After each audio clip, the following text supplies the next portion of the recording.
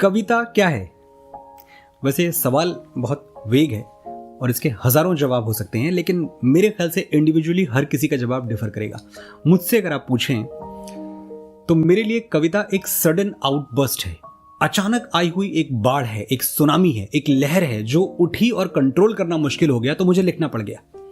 जब तक मुझे कविता लिखने के पहले सोचना पड़े या मुझे उसकी एक धारणा बनानी पड़े, उसका खाका खींचना पड़े, तब तक वो मुनीमी हो सकती है, वो कविता नहीं हो सकती।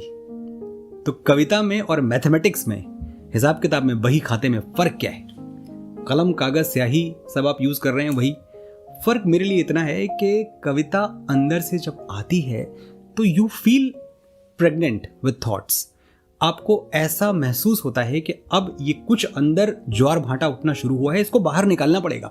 अगर नहीं लिखूंगा तो मैं अंदर से इम्प्लोड हो जाऊंगा, मैं फट जाऊंगा अंदर ही अंदर। जब तक ऐसा महसूस ना हो तब तक कविता नहीं लिखनी चाहिए। अगर आप कमर्शियल मीडियम में नहीं हैं मेरी तरह, और अगर ऐसा है कि आपको अपना घर चलाने के लिए, अपनी EMIs भरने के लिए भी कविता लिखनी है तो बात अलग है। लेकिन स्वतः सुखाए, और जिसे महान साहित्य कहते हैं, बड़ा लिटरेचर, तो बड़ा लिटरेचर तब तक पैदा नहीं हो सकता जब तक आप परमात्मा के बांसुरी न बन जाएं कि वो आप में फूंके और आप किसी तरह से उसकी फूंक जो है उसको शब्दों में बदल के कागज पे उतार दें। तो परमात्मा की बांसुरी वाला जो कॉन्सेप्ट है ये बिल्कुल पूरी तरह से यहाँ वर्क करता है कि इंतजार कीजिए कि आपको ईश्वर दे कुछ, आपको खुदा कुछ दे।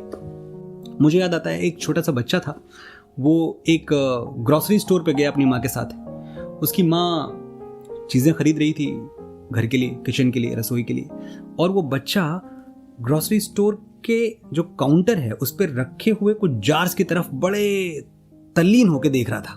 जार्स में कैंडीज रखी थी, टॉफीज रखी थी, चॉकलेट्स रखी थी, वो देखता ही चला जा रहा था। अचानक दुकान वाले की नज़र पड़ी कि ये बच्चा बड़ी ललचाई आंखों से देख रहा है, तो दुकान वाले ने जार का ढक्कन हटाया और बच्चे को बोला, प्यार से पुचकार के बोला कि बेटा ले ले जो चाहिए। बच्चे ने कहा नहीं। दुकानदार ने इंसिस्ट किया कि ले ले, मैं तेरी माँ से इसके पैसे नहीं लूंगा, ये मेरी तरफ से है। लेकिन बच्चे ने कहा नहीं, नहीं लेना। माँ ये सब देख रही थी दूर से किसी कोने से ग्रोसरी स्टोर के।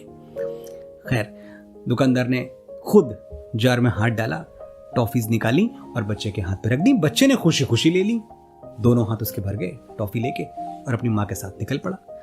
रास्ते में उसकी माँ ने उससे पूछा आउट ऑफ क्यूरियोसिटी कि एक बात बता, जब वो अंकल तुझे कह रहे थे कि जार से टॉफी निकाल ले, तब तूने नहीं लिया, और जब उन्होंने दिया तो तूने ले लिया, ऐसा क्यों?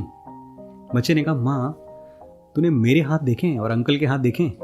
मेरे हाथ इतने छोटे छोटे हैं, मैं अगर लेता भी तो कितना ले पाता, लेकिन जब अंकल ने दिया अपने बड़े बड़े हाथों से तो मेरे दोनों हाथ भर गए।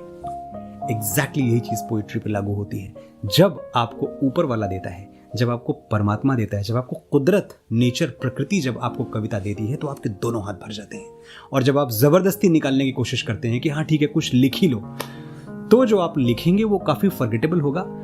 और ये एक फॉर्मूला है जो मेरी समझ में आया है, ये मेरा अपना जाती तजुर्बा है।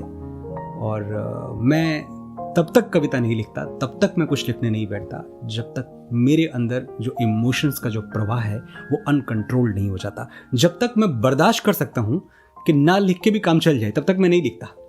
जब बर्दाश्त के बाहर हो जाता है कोई इमोशन, कोई घटना जो मेरे आसपास घटी हो, तब मैं कलम उठाता हूं और तब मैं लिखता हूं।